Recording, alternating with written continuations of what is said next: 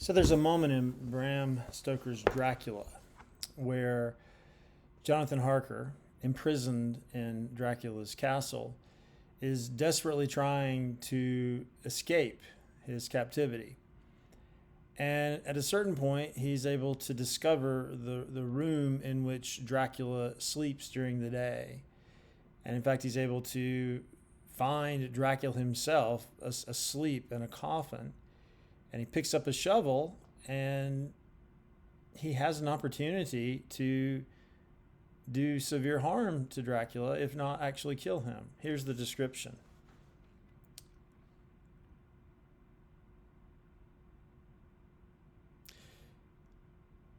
Upon seeing Dracula lying down, he says, "A terrible desire came upon me to rid the world of such a monster.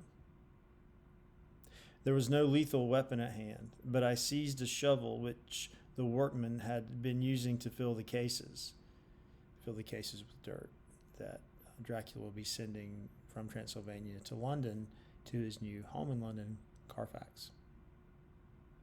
There was no lethal weapon at hand, but I seized a shovel with which the workmen had been using. Let me try that again.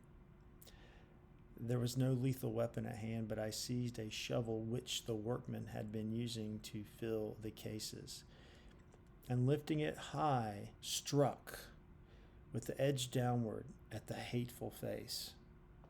But as I did so, the head turned, and the eyes fell full upon me with all their blaze of basilisk horror.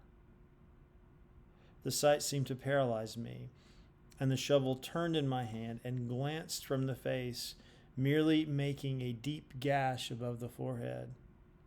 The shovel fell from my hand across the box, and as I pulled it away from the flange of the blade, caught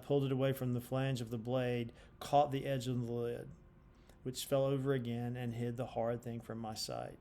The last glimpse I had was of the bloated face, blood-stained and fixed with a grin of malice, which would have held its own in the nethermost hell." So this obviously is a scene that shows the power of Dracula, even when mostly asleep, to defend himself. He's lying helplessly, it seems, and an enemy of his, Harker, is in a position to kill him, but his very glance, like a basilisk, essentially entrances Harker, and therefore he's only able to strike a glancing blow that only cuts the Count's face. I want to see this moment, which certainly has significance in terms of the plotting of the novel and in terms of the character development of the novel. I want to see this moment as a sort of parable, however, for the style of Dracula as a novel.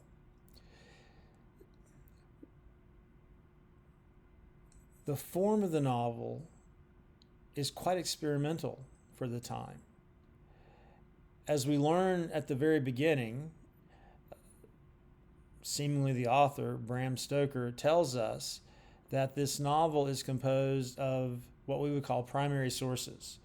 It is not a narrative written in the voice of one writer, which is the traditional way a novel is written, but rather the novelist, Bram Stoker, is playing the editor, putting together all these primary documents like journals, like diaries, newspaper clippings, ship's logs, putting these primary documents in a sequence that suggests a narrative structure. He says he does so. Well, let's just read it. He says, "How these papers have been placed in sequence will be made manifest in the reading of them. All needless matters have been eliminated, so that a history almost at variance with the possibilities of later-day belief may stand forth as simple fact. There is throughout no statement of past things wherein memory may err. For all the records chosen are exactly contemporary, given from the standpoints and within the range of knowledge of those who made them. So there's a sense that these are all contemporary documents that accurately reflect the views of those who authored these documents. Now, in the fictional world of the novel, this makes Bram Stoker an editor, essentially, who, again, pieces together these fragments into what appears to be a cogent narrative. Now, of course, we know that Bram Stoker wrote all these diary entries and journal entries and letters and the ship log and the newspaper clipping. But there's a sense here that the central events of this narrative are so strange, so potently strange, that just as Jonathan can't hit Dracula head on, one can only approach this subject matter obliquely. So in providing numerous visions of the events of the story, one might say that Stoker is suggesting, oh, well, if Van Helsing and Arthur and Seward and Morris and Lucy and Mina and Jonathan Harker, if all of these characters essentially had the same experience, then we can say that these outlandish events really happened. That's one effect, we might say, of a novel composed from numerous points of view. The same can be said, by the way, of Mary Shelley's Victor Frankenstein, also a novel composed of more than one point of view, at least 3 points of view. Robert Walton's view, Victor Frankenstein's view, and the creature's view. But on the other hand, there's an alternative way of seeing the effect of a novel written from many points of view. There's also a suggestion that no one point of view is adequate for describing these extraordinary events, these events that transgress the views of science, the views of rationality, these events that are mysterious, supernatural, and terrifying in their mystery and in their supernatural powers. In other words, each account of what happens with Dracula is like a glancing blow. There's no one account, not Jonathan's, not Mina's, not Seward's, not Van Helsing's. There's not one account that hits the target of the horror of Dracula. We only have glancing blows at the horror of Dracula. So it's an odd novel in that its primary subject matter seems to be beyond linguistic representation. One can only gesture toward the essence of Dracula. One can only address the essence of Dracula obliquely. So where is the authority? Is this a novel whose various points of view assure us that these events could really happen because so many people saw them? Probably not. This is more a novel that suggests that no one account can capture accurately the essence of Dracula. So each writer, in a way, each writer in the novel, like Jonathan Harker with his journals, like Seward with his diaries, so on, each writer faces the visage, the countenance of Dracula, and tries to hit the mark, describe him accurately, but is only able to strike a glancing blow. So if no one account of Dracula is authentic, then how can we really trust that the events in the novel take place? Well, it's interesting that at the very end of the novel, in a final note, Jonathan Harker contradicts the writer at the very beginning, probably Bram Stoker, who tells us that these primary sources will mean that there is no error in the telling. He says, many years ago, he says that what happened in this novel was about 7 years ago. It was 7 years ago. And myself and some of those who underwent the adventure went back to Transylvania to relive the old times. It's basically a tour, a tourist experience of Dracula. He says, when we got home, we got to talking about the old time. And I took the papers from the safe, all the papers that make up Dracula.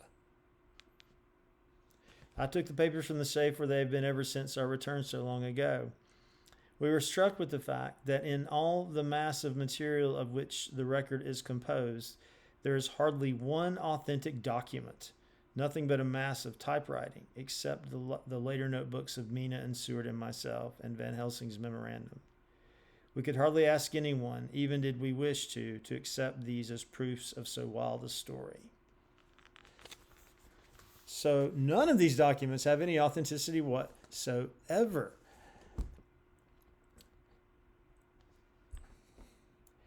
The very first, some might argue, Gothic novel in England, Walpole's The Castle of Otranto, I think 1764. You might want to check that. 1764, I think. Walpole uses the fiction that he found this document. It's an ancient document. It's a medieval document. And he's simply publishing it. Well, in the second edition, he actually tells the readers, no, I wrote this. I just made that fiction up, that this is a medieval document. But at the very beginning of Gothic fiction, the author is creating doubt around the authenticity of the narrative. We see it again in Frankenstein with the 3 different accounts of the events of the story. Who's right? And indeed, we see it in another famous Gothic fiction, Wuthering Heights by Emily Bronte, where we have several different narrators there as well. And so in some ways, Stoker is just drawing on this tradition in Gothic fiction of an irreducible ambiguity when it comes to the question of authenticity of the storytelling. Who has the authority? Whose account should we believe? If we don't know whose account we should believe, then should we as readers believe that these events in the narrative even happened? It appears that this is a Gothic convention. In addition to the subject matter of Gothic fiction, dark passages, supernatural events, labyrinthine designs, the uncanny, one could go on. In addition to the actual elements of a Gothic fiction, there is a rhetoric of Gothic fiction, an effect of Gothic fiction that puts readers in positions similar to the characters in the narrative. Characters in the narrative, having Gothic experiences, are struggling to understand something that is unknown, are struggling to make sense of a profound and unsettling mystery.